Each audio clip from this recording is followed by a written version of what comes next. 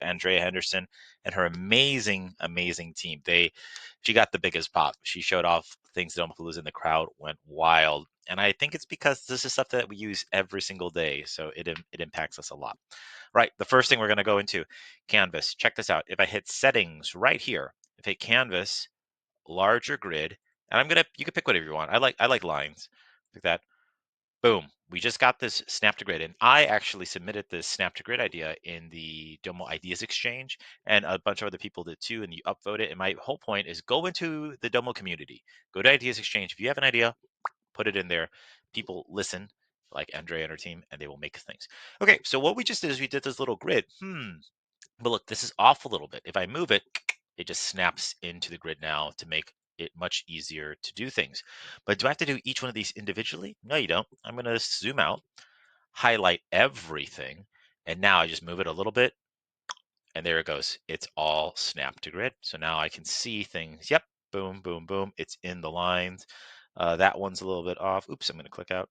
That one's a little bit off. That one's a little bit off. That one's a little bit off, right? But this is not good for my mentality. I'm going to get way too into this. I'm just going to redo all my ETLs to be in the same columns, and it's going to give me satisfaction, but it's not good for my mentality. Okay, so that's the first one, snap to grid. I think that's awesome.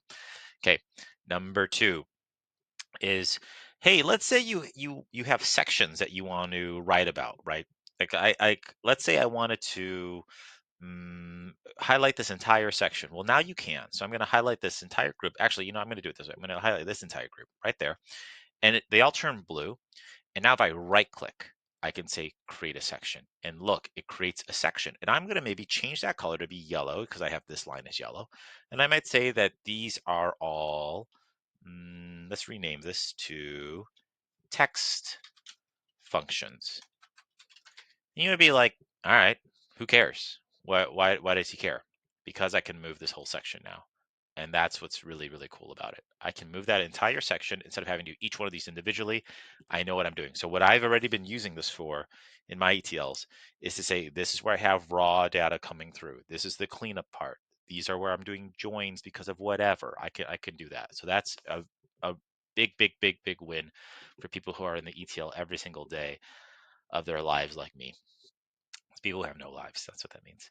Okay, number 3, what I can do here, I can write notes. So now I used to have these notes just here on the actual tile in the ETL, but I could right click anywhere I want. I can say add a comment.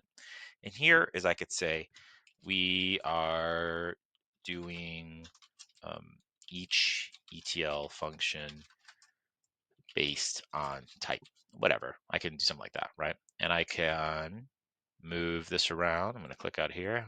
I can move that around right there. And I can move it here. And you might be like, why does he care? Because what I could do with this is I can write notes to somebody who's going to eventually use this ETL, or to myself, so that we can see what's happening and we have an understanding of the entire section, as opposed to just relying on somebody to hopefully hover over these little sticky notes and see what's going on. Okay.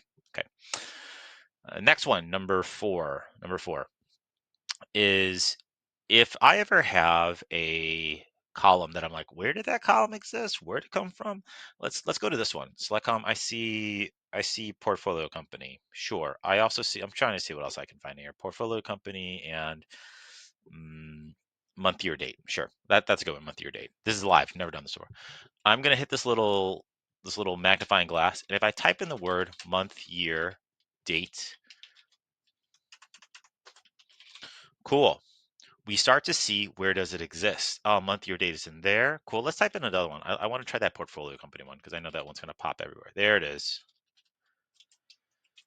There we go. So this is saying, hey, that word you typed in, portfolio company, exists here, here, here, here, here, here. It doesn't exist in here. And why does that matter? Because that allows me to know how far back into the chain of the ETL did something exist, so then I can go see if I need to go fix it there. Can I bring it forward and do it everywhere else? You would have to painstakingly go through each tile to find where that word of the column existed, and that was a huge waste of time. So now I'm very happy with this feature where I can find it very fast and say, okay, good, I have to fix portfolio company maybe in here, not in here. Cool. All right, number 5, last one that I'm going to show over. If I go to utility and if I go to SQL right here, the SQL tile, I'm going to just fix the append rows to the SQL tile. Cool. And look what happens. This is saying select star, meaning select give me everything from that thing called append rows. If I were to do this again, and I'm going to turn this off. If I were to do that again and not do it off of append rows, let's do SQL off of, I don't know, let's do it off of text. Sure. Click it. Now it's saying from text, but you could also change it. You could change it here. But if you know how to write SQL, which I do, you could say, give me this thing from that where blah, blah, blah, blah, blah. Now, if you don't know SQL, you're like, why is he such a nerd about this? It's because if you know how to write SQL and you want to do it, SQL can replace all of this right here. You could just do it in one shot as opposed to having 1, 2, 3, 4, 5, 6 different tiles that go into there, right? And that's really, really cool if you know how to write SQL. You definitely don't need to do it. You can still get your ETLs moving, but that's a really cool way to just shorten up your ETL. Cool. All right, that's it. I just wanted to show you some amazing features coming out of Domopalooza 2025 in regards to the ETL. Hey, and if that was helpful, I have courses. If you go to dashboarddudes.com, I have courses on how to use the Domo ETL like this one, Domo 201. I show every single ETL feature, and it's broken down into 5-minute videos so you can follow it when you want. Go over all chart types. It's right there. You can give yourself a trial, have fun with it, test it out. All right, I hope I helped, and have fun with the new ETL features.